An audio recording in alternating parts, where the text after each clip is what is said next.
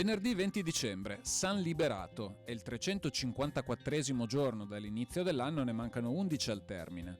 Il sole sorge alle 7:46 e tramonta alle 16:30.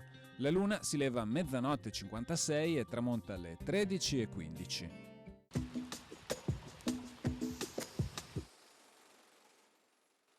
Andrea Balbi, orefice veneziano, termina una corona d'oro destinata alla Madonna della chiesa di San Zanipolo. Il valore della corona è stimato in ben 3.000 ducati. Verrà rubata da Napoleone assieme a innumerevoli altre opere d'arte.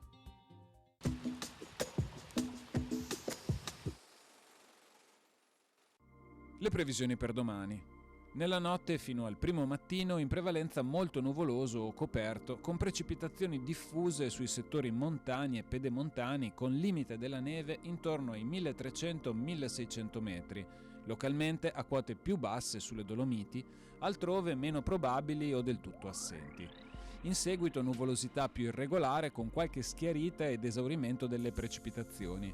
Temperature minime in diminuzione, massime senza variazioni di rilievo o in diminuzione. Nella notte fino alle prime ore del mattino, scirocco teso, a tratti anche forte sulla costa, in successiva attenuazione.